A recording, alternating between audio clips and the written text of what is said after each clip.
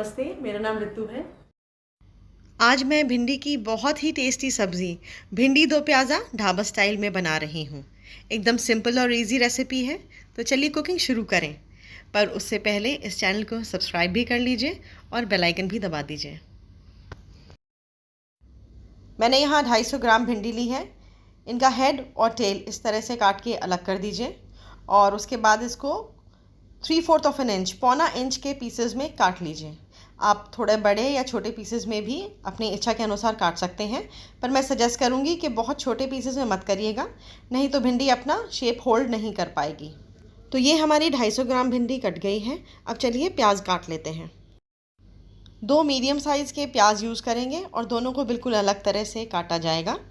एक प्याज को तो इस तरह से 4 टुकड़ों में करके उसके पेटल्स निकाल लीजिए। इस प्याज को हम फ्राई करके लास्ट में भिंडी में ऐड करेंगे, उसको दो प्याज़ा वाला लुक देने के लिए। दूसरे प्याज को बिल्कुल बारीक चॉप कर लीजिए। इस प्याज से भिंडी का मसाला बनाएंगे। एक मीडियम साइज़ के टमाटर को बिल्कुल बारीक काट लीजिए और 4-5 फाँक लहसुन की लेके उसको भी छोटा छोटा काट लें। जो लोग लहसुन ज़्यादा खाना पसंद नहीं करते वो 2 फाँक लहसुन की ले लें। आधा इंच अदरक के पीस को ग्रेट कर लीजिए। 2 हरी मिर्च थोड़े बड़े बड़े पीसेस में कर लीजिए। छोटे में भी कर सकते हैं, पर भिंडी में थोड़े बड़े पीसेस अलग से नज़र आएंगे तो देखने में ज़्यादा अट्रैक्टिव लगेंगे। आधे टमाटर को डिसीड करके और इसको थोड़े बड़े पीसेस में काट लीजिए। जैसा कि आपने नोटिस किया होगा कि टोटल हमने 1.5 टमाटर 1.5 टमाटर यूज़ किया है। एक टमाटर को तो बिल्कुल बारीक चॉप कर दिया है और आधे टमाटर को डिसीड करके थोड़े मोटे मोटे पीसेस में काट लिया है। तो लीजिए, सारी सब्जियां कट गई हैं।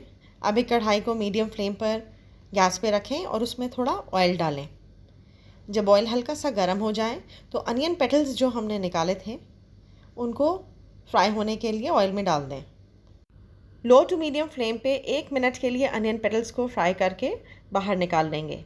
ज़्यादा देर फ्राई किया तो ये बहुत सॉफ्ट हो जाएंगे। कढ़ाई में जो तेल बच गया है इसी में भिंडी को डाल दीजिए और लो टू मीडियम फ्लेम पे अब भिंडी को पकाएंगे। एक बात का और ध्यान रखिएगा कि भिंडी हमें पूरी तरह से कुक नहीं करनी है, बस 75 to 80% कुक करके इसको कढ़ाई में से बाहर निकाल लेंगे। भिंडी को ढकिएगा मत, खुली भिंडी को ही पकाइएगा, तभी भिंडी का कलर बिल्कुल ग्रीन रहेगा। 8 से 10 मिनट हो गए हैं भिंडी को पकाते हुए और ये ऑलमोस्ट 80% कुक हो चुकी है। तो चलिए अब इसको कढ़ाई में से बाहर निकाल लेते हैं। अगर कढ़ाई में तेल बिल्कुल ख़त्म हो गया है तो थोड़ा सा तेल और डाल लें। इसमें 1 तेज पत्ता तोड़ करके डाल दें और आधा टीस्पून जीरा डाल दें। जैसे जीरा क्रैकल करने लगे, जो एक मीडियम साइज़ का प्याज हमने बारीक चॉप किया था वो डाल दें। चॉप किया हुआ लहसुन डाल दें और ग्रेट करी हुई अदरक भी मिला दें। बीच बीच में स्पैचुला से मिलाते हुए प्याज को गोल्डन कलर का होने तक फ्राई करेंगे। फ्लेम मीडियम पर रखिएगा। तो देखिए, प्याज गोल्डन फ्राई हो गया है, बिल्कुल अच्छा सा कलर इसका आ गया है। अब इसमें 1 टीस्पून बेसन मिला दीजिए। बेसन इसका टेस्ट और भी बढ़ा देगा। हमने कच्चा बेसन डाला था, रोस्ट नहीं किया था। तो अब प्याज के साथ अप्रॉक्सीमेटली 30 सेकेंड्स के लिए बेसन को रोस्ट कर लीजिए। फ्लेम लो पर रखिएगा और ध्यान दीजिएगा कि बेसन जले ना। तो लीजिए, बेसन रोस्ट भी हो गया है। अब इसमें बाकी मसाले भी मिला देते हैं। तो मैं यहाँ 1 टीस्पून नमक डाल रही हूँ, 1/3 टीस्पून हल्दी, आधा टीस्पून लाल मिर्च, आधा टीस्पून धनिया और आधा ही टीस्पून गरम मसाला मिला करके कुछ सेकंड्स के लिए प्याज के साथ इसको लो फ्लेम पर भून लीजिए। अब इसमें मीडियम साइज़ का जो टमाटर हमने बारीक चॉप किया था उसको मिला दीजिए।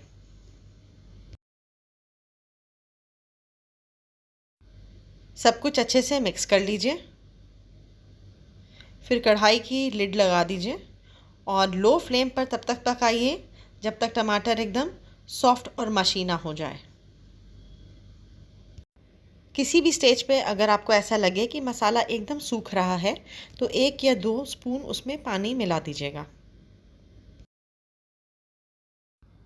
कुछ देर पकाने के बाद मैं कढ़ाई की लिड हटा रही हूँ और देखिए टमाटर एकदम सॉफ्ट हो चुका है। अब 1 मिनट इसको बिना ढके कढ़ाई में पका लीजिए। फ्लेम लो पर ही रखिएगा। मसाला अच्छी तरह से भुन चुका है और देखने में कुछ ऐसा हो गया है। आपको मसाले के चारों तरफ से ऑयल रिलीज़ होते हुए नज़र भी आ रहा होगा। अब इसमें जो भिंडी हमने फ्राई करके रखी है उसको मिला दीजिए।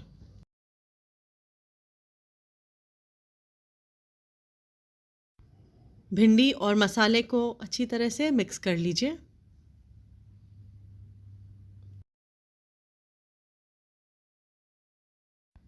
जो 2 हरी मिर्चें काटी थी उनको भी मिला दीजिए।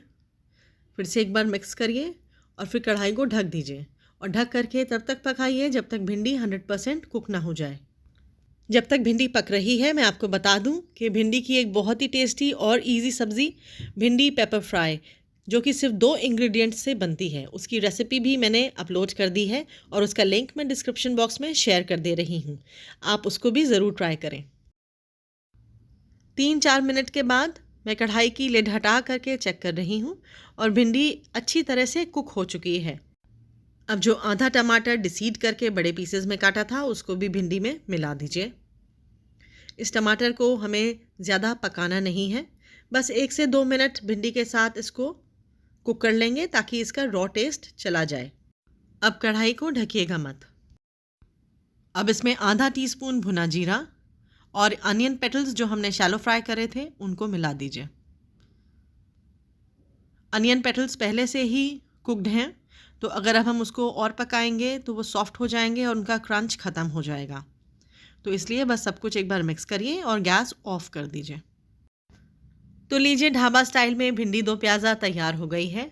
अगर आप चाहें तो इस स्टेज पे इसमें आधा नींबू का रस या फिर अमचूर पाउडर भी मिला सकते हैं। उम्मीद है कि आपको रेसिपी पसंद आएगी। इसको ट्राई ज़रूर करिएगा और फिर कमेंट सेक्शन में मुझको फीडबैक भी दीजिएगा। इस चैनल को सब्सक्राइब करें और बेल आइकन भी दबाएं।